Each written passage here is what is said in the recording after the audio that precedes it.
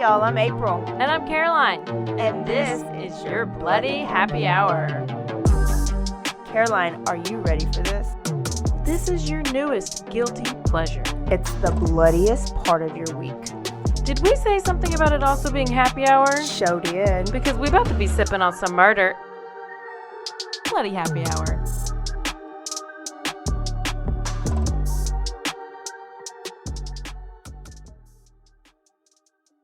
Hey y'all, this is April. And this is Caroline. This is Tuesday, your Quickie episode with Bloody Happy Hour. Ooh, we got some good ones today, I'm assuming. I don't know. Yes, we actually got a lot. Not a lot, but there's been a lot in the news lately. Yeah, this past couple weeks, yeah. And I'm sure I hadn't even covered it all, but let's start off with Gabby Petito. Okay. And the Brian Laundrie quick update that came out just 2 days ago. Yeah. So Miss Roberta Laundrie has finally spoken. So Gabby Petito, that story, if you don't know it, you just were born yesterday. We did do an episode, a quickly little episode on it in the past. You can find that, or you can just Google Gabby Petito. But she's the one that was found dead, and her boyfriend, fiance at the time, Brian Laundrie, killed himself for killing her. So when they found him, they found his confession letter. And I assume when they found his notebook and stuff, they found this letter from Mom. Is that how they found this letter? I believe so. Okay. So in this letter, it was titled, or it was in an envelope. This was labeled "Burn After Reading." And in this letter, she talked about getting a shovel and helping him bury a body. Yeah. Okay? Yeah. Right now, the Petitos have a lawsuit against the Laundries and the Laundries' attorney because they think, or they know, that the Laundries knew about Gabby's death long before and chose not to disclose. And had their attorney speak out. I think that's kind of where it all comes to, how they can even bring a case or bring something to do with the, because they were having Stephen Bertolino, or whatever his name is, speak for them and giving a statement, leading the Petitos to believe that she was still alive. Oh, okay. So after all this time, Roberta Laundrie has finally spoken, and she's explaining this letter that has been the topic of conversation for a while. And she explained the burn after reading. Mm-hmm. She said that she didn't want to embarrass him because that letter contained writings that from like a book. Inappropriate. Well, she didn't say inappropriate. She says, no mother would talk to her adult son in the way that I talked to him in this letter. I would not want anybody else to find it and it embarrass him. So first I was like, ooh, what is it? Is she in love with him? What kind of weird shit is that? I mean, I did breastfeed my son till still now, and he's 21, but that's not weird at all. No, that's just joking, that's y'all. Actually Don't normal. call adult CPS. Adult CPS.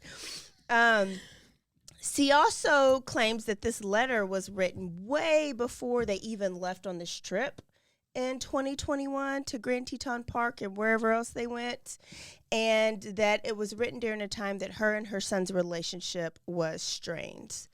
She referenced Little Bear and another childhood story book that she used to read to Brian growing up. And that's where the reference of the shovel and burying the body and everything came. But I was like, what kind of childhood book is this? Children's book did I not read to Trenton when he was little that talked about burying a body? Okay, Roberta. Okay. And that Gabby gifted Brian a book called Burn After Reading. And that was a movie. Was it a movie too? Yeah. Okay. I just remember it from that being like the title of the movie. But yeah. So Burn After Writing was. Writing that was the title. Yeah. Okay. So she's trying to get this letter thrown out of evidence of this lawsuit that the Petitos have against them, and the case is scheduled to go forward May 24th. And so Petito's team, they're trying to keep this letter in because the letter's not dated. So you can't rule out that it was written at the time that Gabby had went missing or that they were on the trip. And does this suggest something premeditated? I don't know. I don't either. It's so weird. I can't believe she spoke. Yeah. And then a small little Shanquilla Robinson update. It came out on March 6th. Oh, yeah. That actually parents and their attorney, so Shanquilla is the hairdresser / I think Instagram model maybe, that went on a trip to Mexico with a bunch of her very good friends and then ended up dead. Friends said it was alcohol poisoning, but she was actually beat to death because video was released. Well, their attorneys, Ben Crump, they all spent Friday afternoon in Washington, D.C., demanding President Joe Biden and the U.S. Department of State to intervene on the investigation into Shanquilla's alleged murder, but it's murder. Oh, it's I guess you have to say alleged. I don't know what the response is to that. I feel like it was a conversation probably like Vanessa Guillen's parents had and when they went to the White House and sat with Trump, and they were like, it was like, Trump, you got to do something about this. So they're climbing to the top, trying to get the investigation here in the U.S., which from what I understand, the Mexican authorities are working well with the U.S. authorities. But when you're dealing with multiple countries and it takes a long time, the person that was supposed to get extradited still never has been. Yeah. It's just, and we thought she was sitting. Yeah. So I can understand that their urgency for this. Yeah, because it just went away. It just nothing happened. Yeah. And we're gonna talk about Mexico. Right now because have you ever heard of the place Matamoros? Oh, well, I have the past week. Yes. So this is going to bring up a story that I am now going to have to do, because the last time Matamoros was big and in the news like this was when a UT student went missing down there and was found in basically a human garden of bodies after a spring break trip. Oh, yeah. Okay. Mark Kilroy was his name. We did that for a book club, and so I'm going to have to do it and cover it. It's a horrible story. So let's talk about a group of best friends. Some of them were family members from South Carolina. They have been friends their whole life, okay? They're very close. They all traveled from South Carolina to Matamoros because Lativia McGee, who's 35-year-old mother of 6, was going to get cosmetic surgery. She was getting her bum done. And I had read later that this is like her second surgery in 3 years. So she had done this before. I couldn't find if it was actually there. It would make more sense. What do you mean if it was actually there? At Matamoros. Like, did she have another cosmetic surgery done there before, and that's why she was going back, because she's familiar with it and the doctor? Or was it I don't know if else? it was there or if they were just making their way through there to get to another location, like to get to the surgery place. The surgery center was supposed to be in Matamoros. Oh, okay. Yeah. Okay. So can I ask, how do you afford this? How do I go pay for? It's so much cheaper. So yeah, but still, like, what is it? It's like a booty. It's getting your but is it like done. if it's $5,000 here, it's $500 there or something? No. I think it's probably like half the price.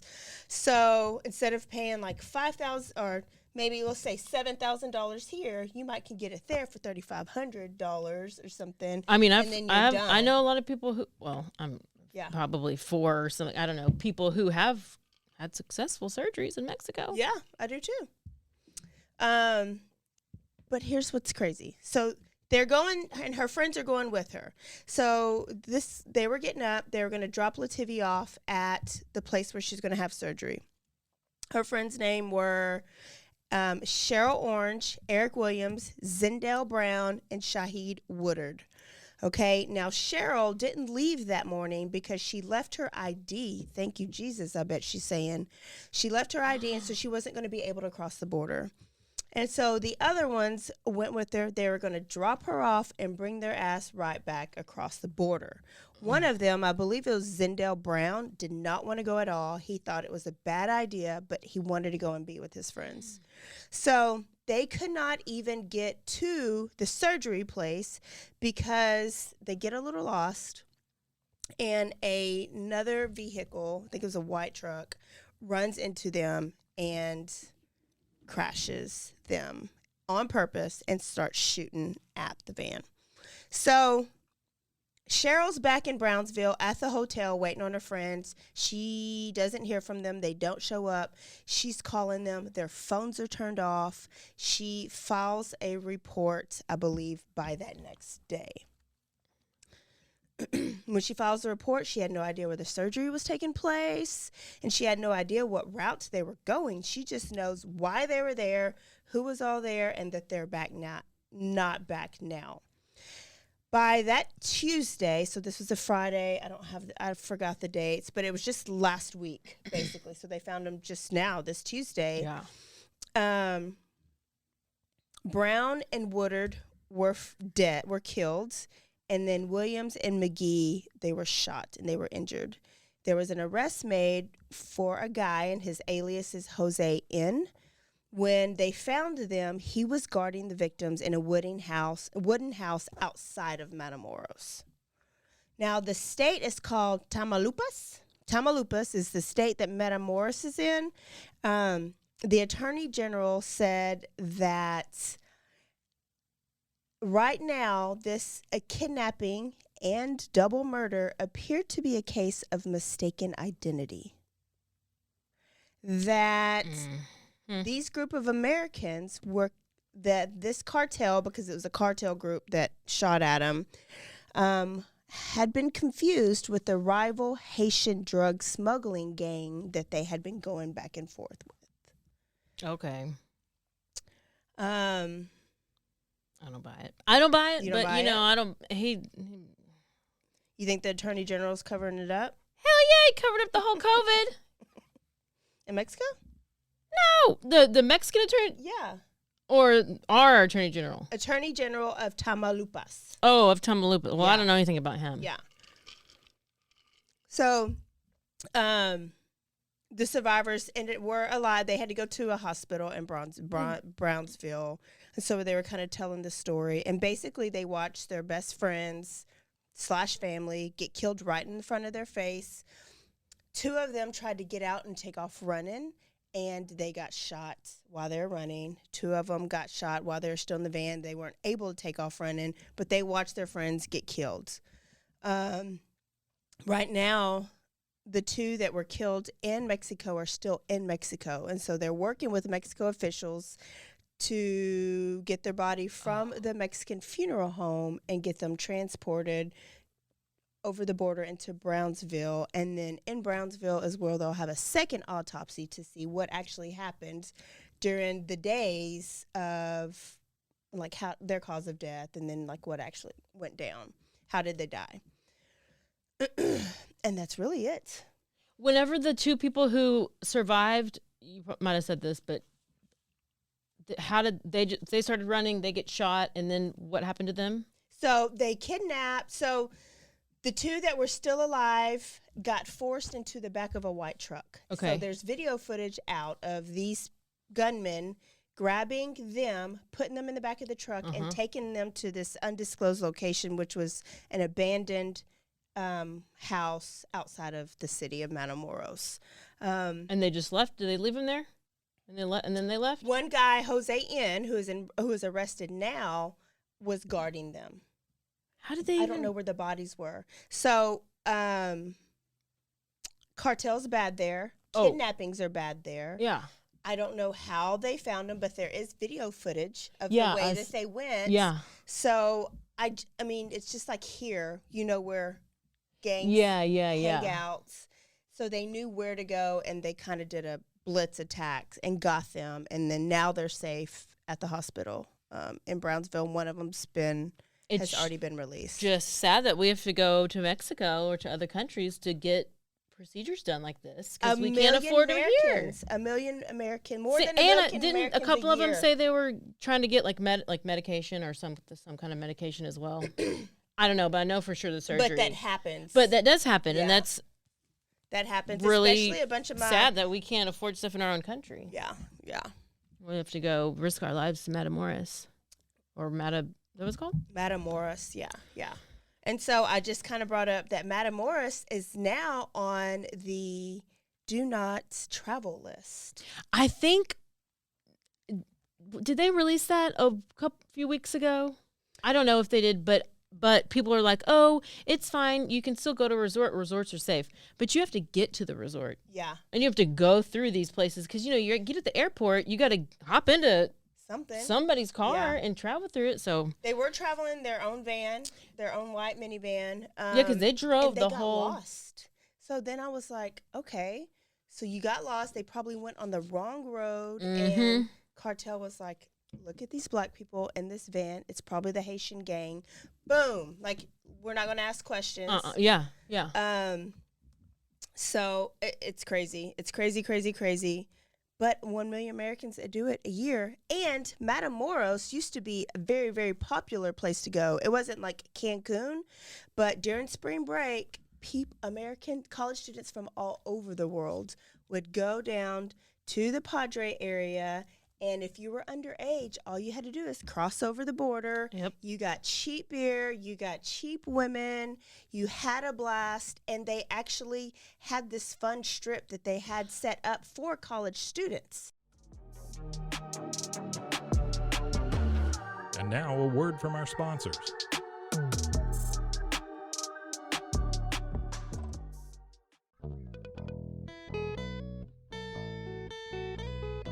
Hi, this is Sarah. And I'm Carter. And this is Some of Our Thoughts. We're two Southern sommeliers, and we want to share everything we love and know about wine. We started hanging out during quarantine and cooking and drinking and listening to music, and we just thought this would be a great way to bring everything we know to you guys. We will make wine knowledge and food pairings easy and approachable. So put on your favorite vinyl, grab your favorite glass of wine, tune into our show, and let's have some fun. Wine and vinyl. So check us out on roguemedianetwork.com or wherever you get your favorite podcast. We'll be talking about a lot.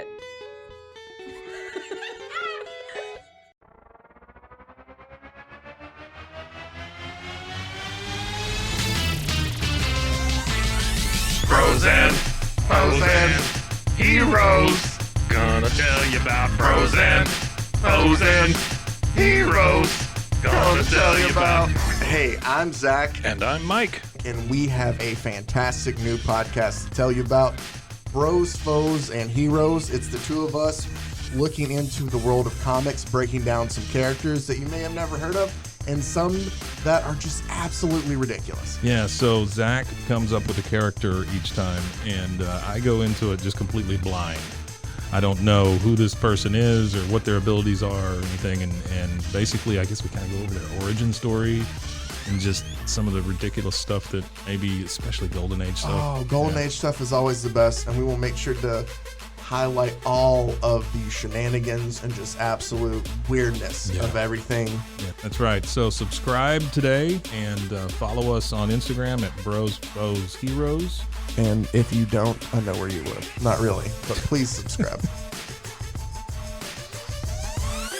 Bros and heroes. Gonna tell you about bros and heroes. Gonna tell you about.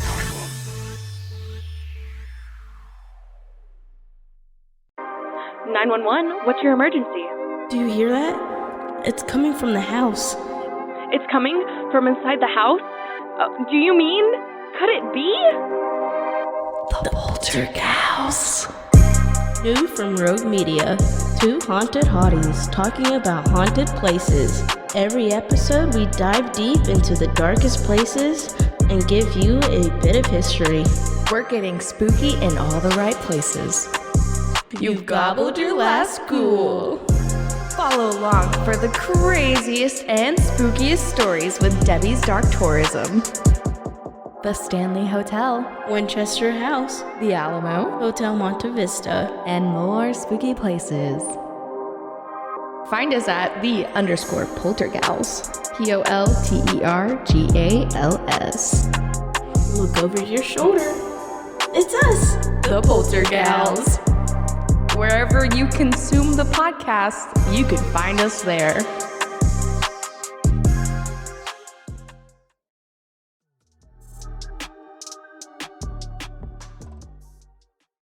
Is that like, do you know how far that is from Cancun?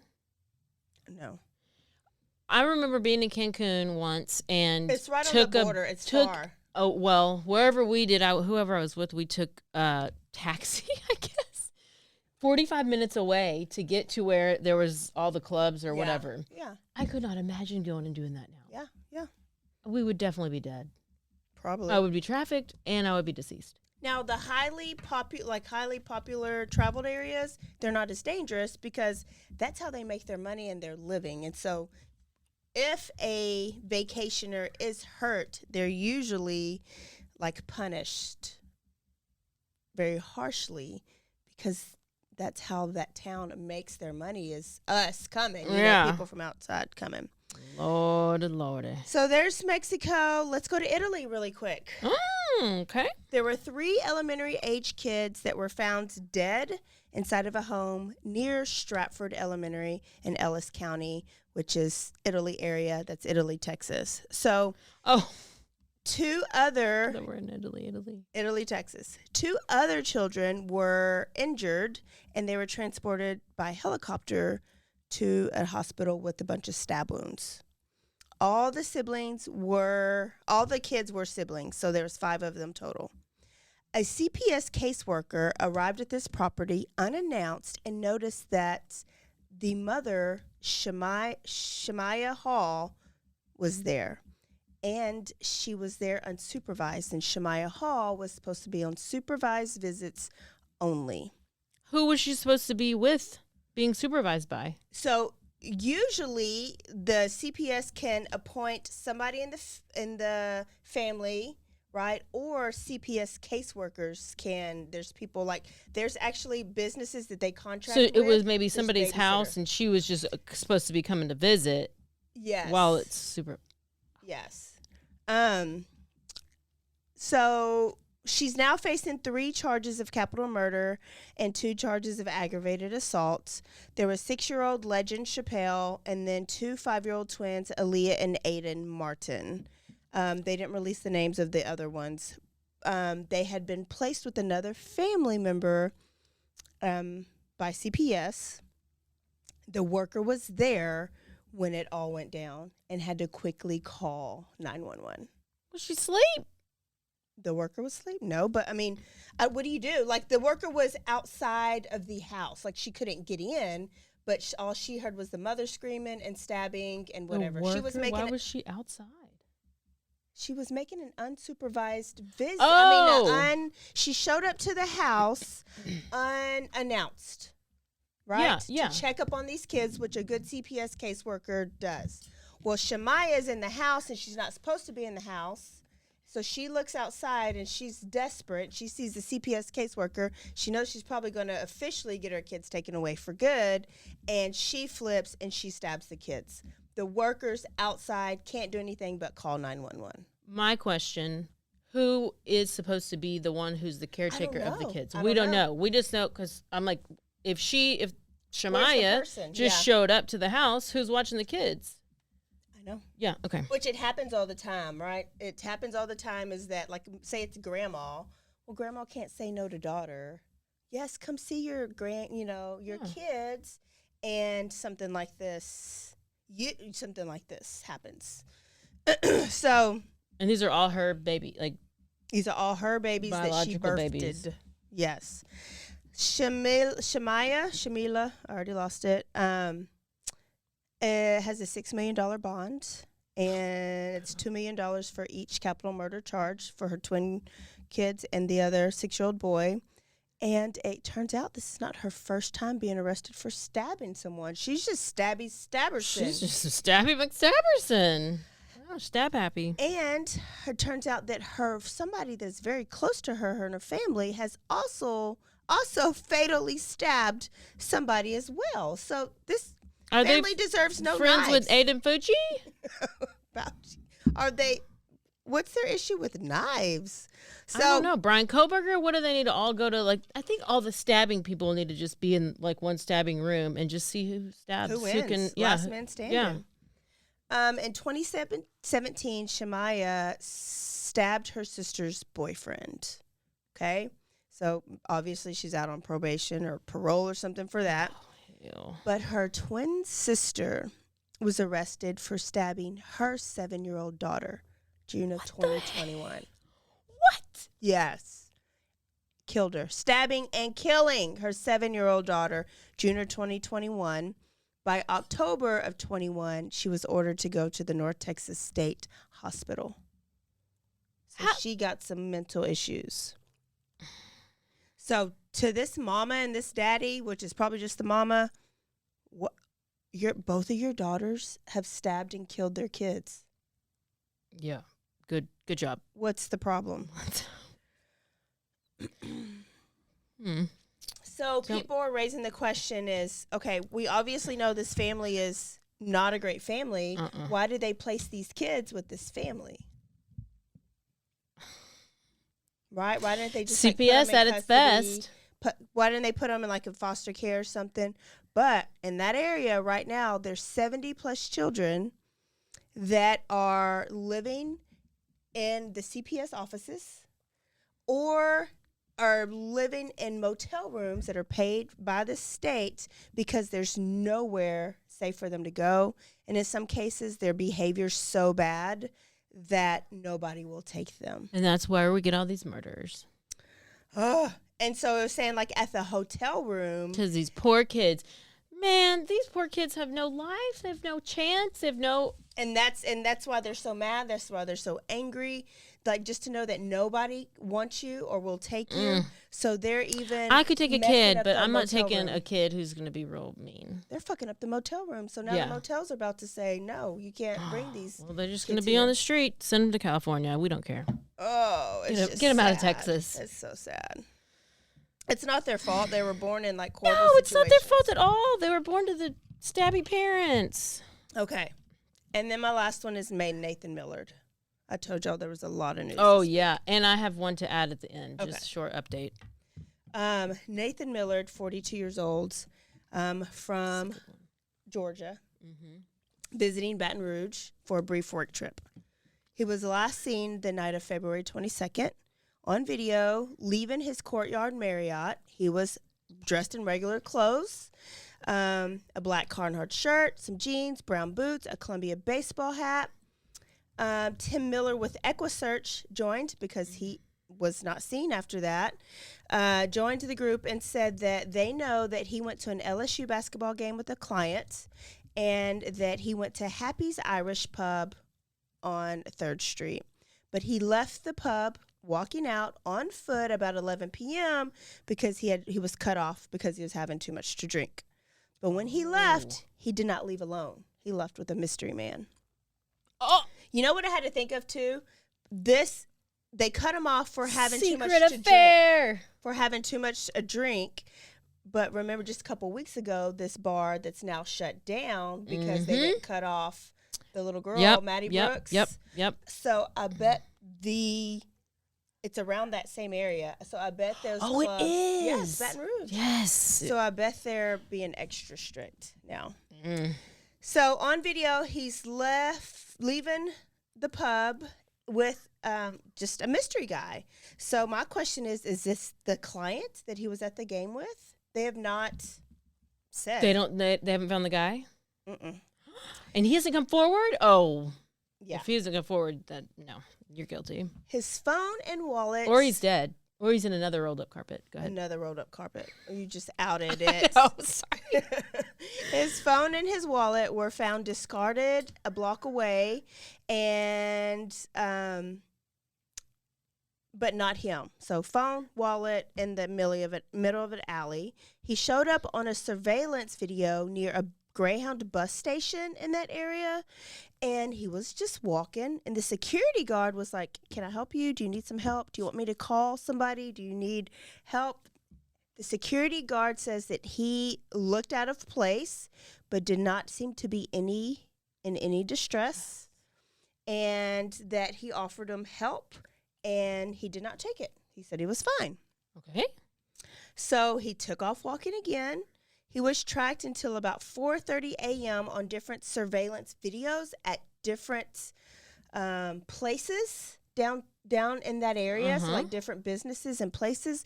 But they have not released the names of any of these places. They've only released the initial pub and the Greyhound station. But when police watch these videos, they say that he does not seem to be at any of these places unwillingly, that it doesn't look like anything criminal in nature was happening, and that he was still with this mystery man who was like falling down and bending over like he was drunk. Okay. Where's the mystery man?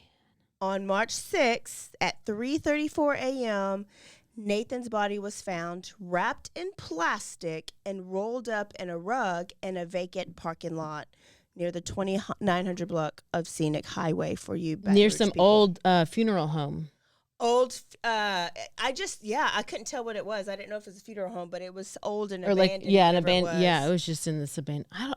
I'm shocked how they found him. So I saw one guy on a motorcycle, but then they interviewed another guy that said he was driving with his windows down and he smelled it. So he gets out and looks. At 3:34 a.m., I think that's sus. That's a real suspicion. What are you I was doing like, at 3:34 a.m.? You're just out there smelling. Like, I would be like, oh, somebody's smoking weed. I don't know. I never smelled a dead body before. Yeah. I kind of want to because I want to know what it smells like so I can recognize the smell. But I'm sure it's like real bad trash and dirty feet. And that's what he was like, is it a dead animal? And he was like, no, it's worse than a dead animal. Are people dumping old food out here? Nope, it was worse. And then he saw feet. Maybe he was coming home from work. Yeah, I was like, he had to have not been drunk, or was he? Drunk me probably would have been like, let's go see. I'd be like, I see feet. So, So police say that is where he was left, but most likely not where he died. But they want to know who this man was on the video. And then, like, what happened and why, like, dump his body. They say that there is no signs of foul play. What? You rolled in a rug and plastic in a parking lot. What? No. Okay, are we back in the Everywhere UK? else. Are we back in the UK and Hong Kong? Like, where are we? So the autopsy results given by the coroner said that there's no signs of foul play. But on one of the things that I listened to, the police was like, meaning there was no blunt force trauma, there was no gunshot wounds, there was no like wounds to the body. He was not naked, like, so no signs that he was actually under some type of physical aggression or violence or something like that. Okay. Now what they think. Somebody injected him with something? Like what? Yeah. And so they're doing. And then they rolled him in the rug. Police think that like he died somewhere else and somebody rolled him up and discarded of him in a panic. Yeah, like maybe the guy who he was on the camera with, they had a secret rendezvous at a hotel and they started doing some drugs. And then homeboy was already too drunk and then he's doing the drugs and he like dies and the dude freaks out and he's like, I got to get rid of it.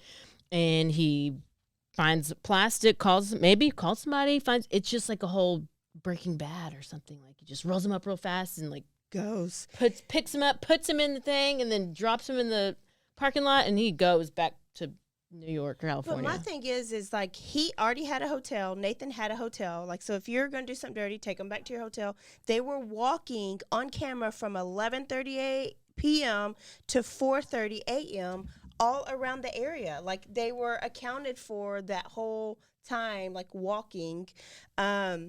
Maybe not every second of every minute, but if you needed to go do the dirty, why wouldn't you just go back to Nathan's hotel and then y'all would both be seen going back to the hotel? But so they're on camera until 4:30 a.m.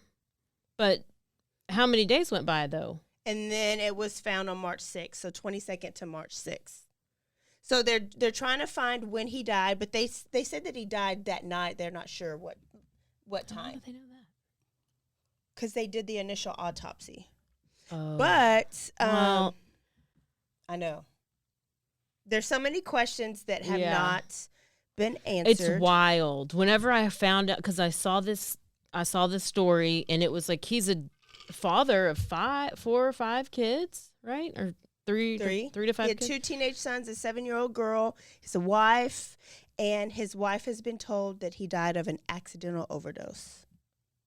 And then that's like it. Case closed. Like, not case closed. They're waiting for this other person, but it's. But There's somebody not really was open with him investigation. when he overdosed and To rolled wrap him him up up. in plastic and then a Yes. rug and then threw him in a parking lot. So, Yeah. To me, that's. yeah. It's at least, tampering with a body after the fact? Oh, yeah. At the minimum. Yeah. So. Whew, that's it. That's all I have. Oh, let me update you on Oscar Pistorius. We're going to South Africa real quick. Quick trip. What Quick episode trip. was that? Look it up. Go back to our episode, Oscar Pistorius. So Pistorius, if Oscar you don't know this. Pistorius is the Olympic double amputee star. He was worldwide. He was known as the Blade Runner, and he was sentenced. He was sentenced to 13 years and 5 months in prison for killing his girlfriend in 2013. Her name was Reva Steenkamp. Mm-hmm. And after serving half of his 13-year sentence, the parole board is going to hold a hearing for him on March 31st, 2023. He was initially convicted of culpable homicide in 2014, served 1 year in prison, and then he was found guilty after that for murder. So culpable homicide, then murder. I don't know what's culpable homicide, but apparently it's not as bad as murder. Remember, because he said there was an intruder. And Oh, he yeah, just yeah. shot through the door thinking it was an intruder, but it was actually her. And then they came back after they appealed, and and then he got convicted of murder, raising his sentence to 6 years, and then ultimately in 2017 he was sentenced to 13 years. And there's all these different laws up in or South Africa. Like, you can after you've served a certain amount of time, now you're allowed to get your parole hearing, and so. And just for murder, you don't get a lot of time up there. Apparently not. I mean, let's see. If he's going to have served only 6 years for murder. It happened in 2013. It's 23. So that's 10. Okay, well. No, But it he happened was in probably 2013. He didn't go in until 2017. Okay.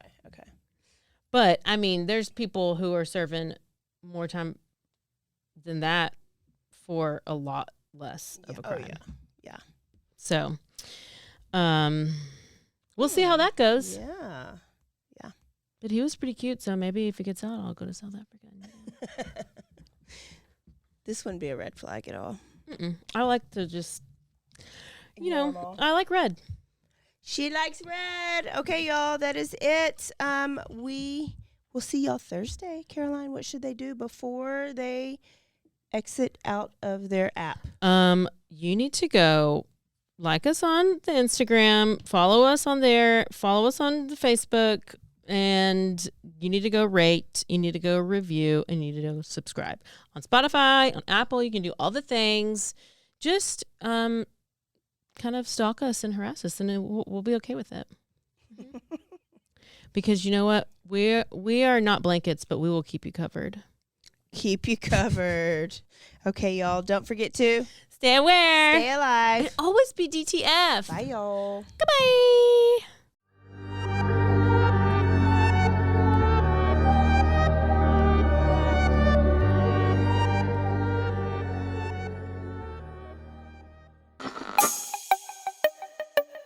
This has been a Rogue Media podcast.